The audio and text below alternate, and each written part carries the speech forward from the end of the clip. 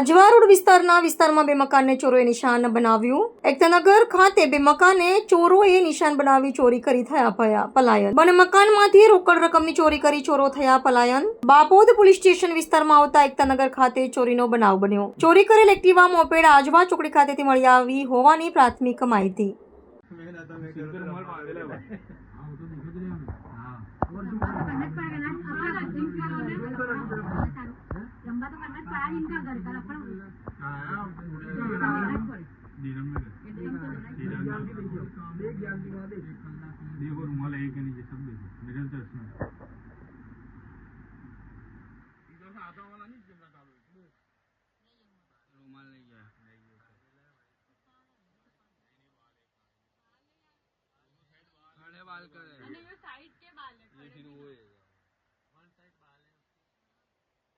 जी Ben शू घटना बनी थी?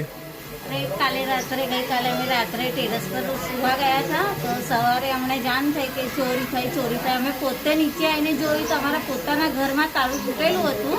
सामान इकेर हतुं। थोड़ा घणा पैसा गया छे ने एक्टिवानी चावी लटकेली हती। एक्टिवानी चावी लईने एक्टिवा मारी नवी लईने जता रह्या। पछी अમને थोड़ी वार पछी खबर पड़ी कि एक्टिवा भी गायब छे। तो हाल में एक्टिवा अमने આજવા ચોકડીથી મળી છે।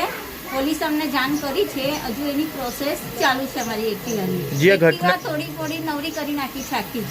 जी आ घटना बनी कई घटना बनी है? क्या विस्तार में बनी है? આ આજવા રોડ એકતાનગર ટેઝિયન પાર્કમાં બની છે। कई तमारी रोकड रकम કેટલી ગઈ છે? મારે 15-20 હજાર જેવી હતી રોકડ રકમ। પોલીસ ફરિયાદ કરી તમે? હા, પોલીસ ફરિયાદ મેં કરી છે, સવારે જ કરી। કયા પોલીસ સ્ટેશનમાં ફરિયાદ કરી? બાપોદ પોલીસ ચોકીમાં ફરિયાદ કરી છે। જી ભાઈ શું ઘટના બની હતી?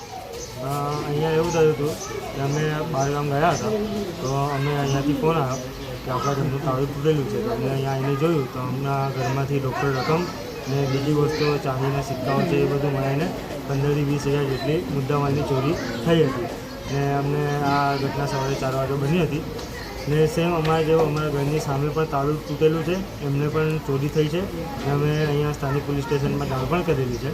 એ લોકો એક્શન લેવાનું કહે છે। જી ઘટના બની ક્યાં રહો છો તમે? અમે અહીંયા Ajwa road Ektanagar B37 relief apartment ટેઝિયન પાર્ક એકતાનગર આજવા રોડ વડોદરા।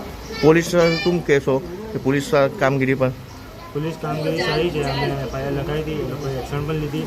અહીંયા આવીને પણ ચેક પણ કરીને ગયા છે। અમને આશ્વાસન આપ્યું છે કે ચોરોને જલ્દી વહેલા તો પહેલાં શોધી નાખવામાં આવશે। આપનો પરિચય?